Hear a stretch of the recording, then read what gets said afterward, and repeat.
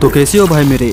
मैंने आपको पिछले वाले वीडियो में डोरेमोन की सबसे क्रीपी, हॉरर और मिस्टीरियस एपिसोड के बारे में बता रहा था और मैंने आपको ये भी बोला था कि आपने इस एपिसोड को पहले कहीं नहीं देखा होगा क्योंकि YouTube पे इससे पहले इस एपिसोड के बारे में कभी नहीं बताया गया और ना ही कभी इसे टीवी पे टेलीकास्ट किया गया। तो भाई मेरे आज इस वीडियो में मैं उस एपिसोड को आगे बढ़ाऊंगा और इस पे एक और वीडियो आएगी जो कि अंतिम पार्ट होगी इस एपिसोड की। तो जिसने भी वो पहली पार्ट नहीं देखी है पहले आप उसे देख लो क्योंकि एक्चुअल स्टोरी की फीलिंग आपको पहली पार्ट से ही जगेगी। मैंने उस वीडियो का लिंक कमेंट में पिन कर दिया है तो जाके देखो उसे। और वीडियो में जाने से पहले भाई मेरे चैनल को प्लीज सब्सक्राइब कर लीजिएगा क्योंकि this channel is all about horror, mysterious, creepy episode of cartoon, animation and everything. तो चलिए शुरू करते हैं अपनी आज की एपिसोड। तो डोरेमोन और नोबिता उस फोटो को देखकर काफी शॉक हो जाते हैं क्योंकि वो फोटो किसी और की नहीं बल्कि नोबिता के प्रिंसिपल की होती है। तभी उन दोनों को एक रोने की आवाज सुनाई देती है।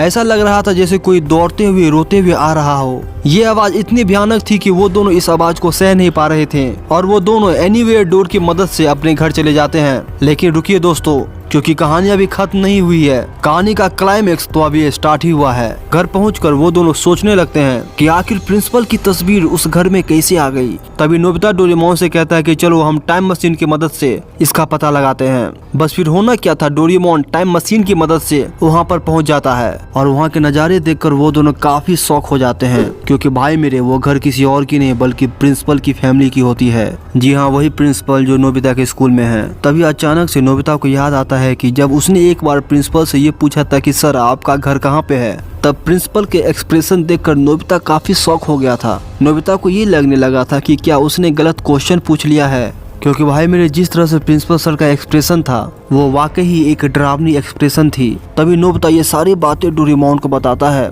तब डोरेमोन भी समझ जाता है कि नहीं, यहाँ पर कुछ तो गलत हो रहा है या यहाँ पर कुछ तो गलत जरूर हुआ है और वो दोनों आगे बढ़ गए। आगे बढ़ते बढ़ते डोरेमोन और नोबिता एक कमरे में चले गए। भाई मेरे वो वही कमरा था जहाँ पर नोबिता और डोरेमोन पहली बार गए थे।